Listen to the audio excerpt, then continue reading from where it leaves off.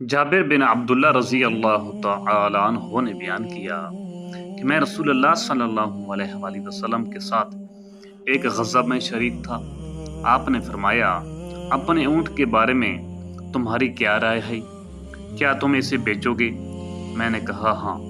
چنانچہ اونٹ میں نے آپ صلی اللہ علیہ وآلہ وسلم کو بیچ دیا، اور جب آپ صلی اللہ علیہ وآلہ وسلم مدینہ پہنچے تو صبح اونٹ کو لے کر میں آپ کی خدمت میں حاضر ہو گیا۔ حضرت صلی اللہ علیہ وآلہ وسلم نے مجھے اس کی قیمت ادا کر دی۔ صحیح بخاری حدیث نمبر 2385۔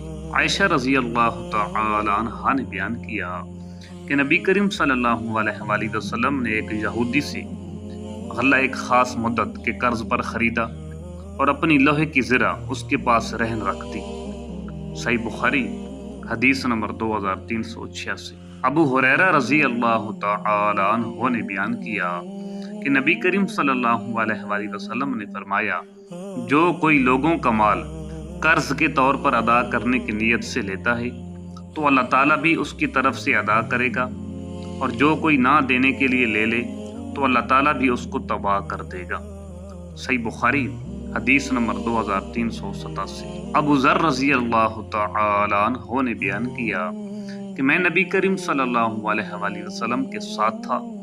آپ صلی اللہ علیہ وآلہ وسلم نے جب دیکھا آپ کی مراد احد پہاڑ کو دیکھنے سے تھی تو فرمایا کہ میں یہ بھی پسند نہیں کروں گا کہ احد کا پہاڑ سونے کا ہو جائے، تو اس میں سے میرے پاس ایک دینار کے برابر بھی 3 دن سے زیادہ باقی رہے، سوائے اس دینار کے جو میں کسی کا قرض ادا کرنے کے لیے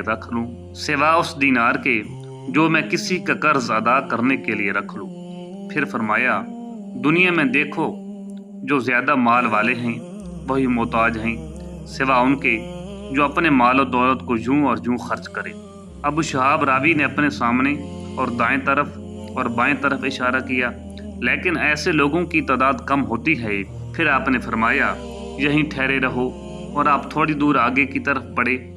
میں نے کچھ آواز سنی جیسے آپ کسی سے بات کر رہے ہوں۔ میں نے چاہا کہ آپ کی خدمت میں حاضر ہو جاؤں، لیکن پھر آپ کا فرمان یاد آیا، یہیں اس وقت تک ٹھہرے رہنا جب تک میں نہ آ جاؤں۔ اس کے بعد جب آپ تشریف لائے تو میں نے پوچھا، یا رسول اللہ، ابھی میں نے کچھ سنا تھا۔ یا راوی نے یہ کہا کہ میں نے کوئی آواز سنی تھی؟ آپ نے فرمایا، تم نے بھی سنا؟ میں نے عرض کیا کہ ہاں۔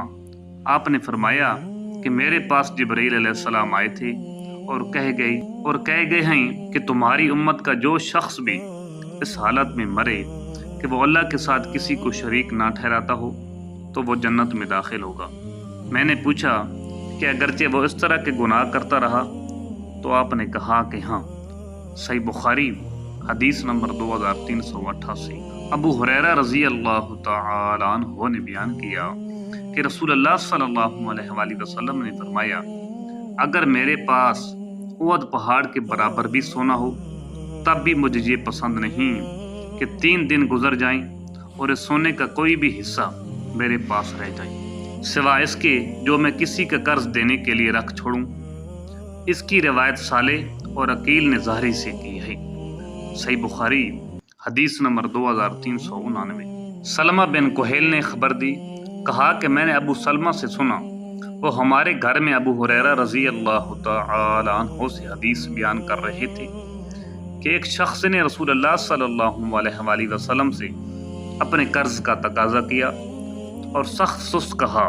صحابہ رضی اللہ تعالی عنہ نے اس کو سزا دینی چاہیے، تو آپ صلی اللہ علیہ وآلہ وسلم نے فرمایا کہ اسے کہنے دو، صاحب حق کے لیے کہنے کا حق ہوتا ہے، اور اسے ایک اونٹ خرید کر دے دو۔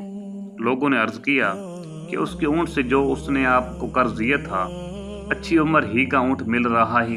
آپ نے فرمایا کہ وہی خرید کے اسے دے دو، کیونکہ تم میں اچھا وہی ہے جو قرض ادا کرنے میں سب سے اچھا ہو۔ صحیح بخاری حدیث نمبر 2390۔